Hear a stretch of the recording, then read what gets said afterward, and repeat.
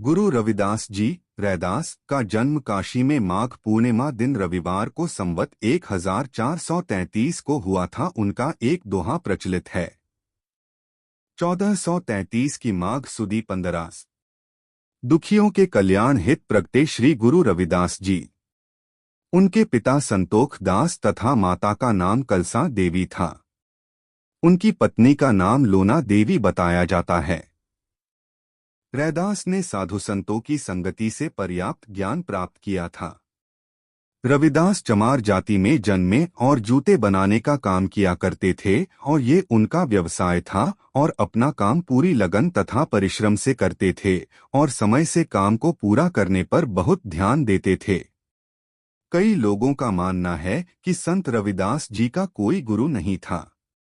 कहा जाता है कि यह सनातनी हिंदू थे और कहा था, वेद धर्म सबसे बड़ा अनुपम सच्चा ज्ञान फिर क्यों छोड़ूं इसे पढ़ लूं झूठ कुरान। इन्होंने ब्राह्मणी धर्म में व्याप्त कुरीतियों और अज्ञानता के लिए आम जनमानस को धार्मिक अंधविश्वास और आडंबर से दूर रहने का संदेश दिया और कहा कि अगर मन पवित्र है तो गंगा में भी स्नान की आवश्यकता नहीं है। मन चंगा तो कठौती में गंगा, इनकी प्रसिद्ध उक्ति है जो इस बात पर प्रकाश डालती है। इस्लाम धर्म में फैली बुराइयों को भी इन्होंने समान रूप से अपनी अभिव्यक्ति में शामिल किया था। समयानुपालन की प्रवृत्ति तथा मधुर व्यवहार के कारण उनके संपर्क में आने वाले लोग भी बहुत प्रसन्न रहते थे। प्रारंभ से ही रविदास जी बहुत परोपकारी तथा दयालु थे और दूसरों की सहायता करना उनका स्वभाव बन गया था। साधु संतों की सहायता करने में उनको विशेष आनंद मिलता था। वे उन्हें प्राय मूल्य लिए बिना जूते भेंट कर दिया करते थे। उनके स्वभाव के कारण उनके माता पिता उनसे अप्रसन्न रहते थे। कुछ समय बाद उन्होंने रविदास तथा उनकी पत्नी को अपने घर से निकाल दिया। रविदास पड़ोस में ही अपने लिए एक अलग इमारत बनाकर तत्परता से अपने व्यवसाय का काम करते थे और शेष समय ईश्वर भजन तथा साधु संतों के सत्संग में व्यतीत करते थे।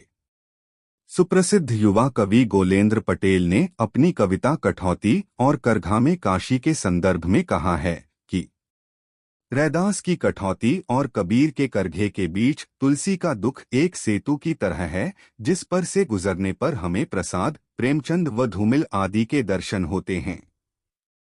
यह काशी बेगमपुरा, अमरदेसवा और रामराज्य की नाभि है। कवितांश कठौती और करघा उनके जीवन की छोटी छोटी घटनाओं से समय तथा वचन के पालन संबंधी उनके गुणों का पता चलता है।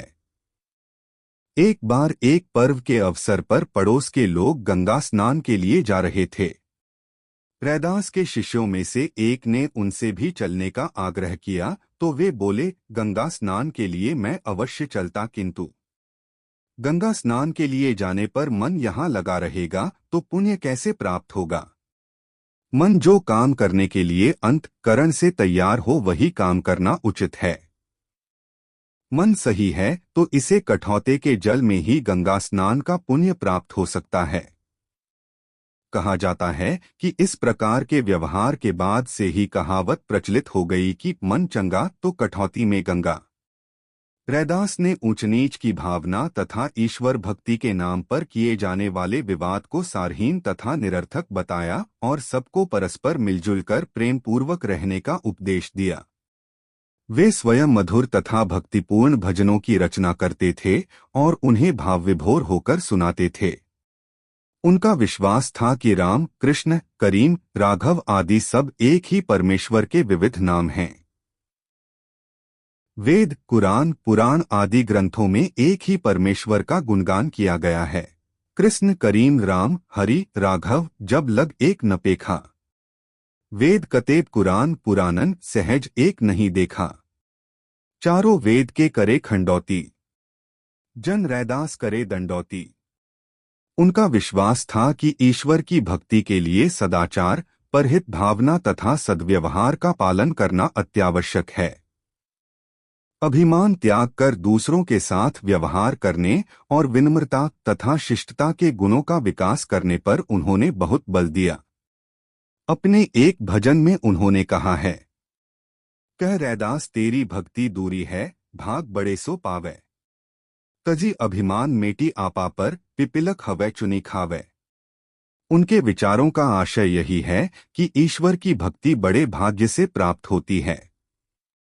अभिमान शून्य रहकर काम करने वाला व्यक्ति जीवन में सफल रहता है, जैसे कि विशालकाय हाथी शक्कर के कणों को चुनने में असमर्थ रहता है, जबकि लघु शरीर की पिपीलिका इन कणों को सरलतापूर्वक चुन लेती है।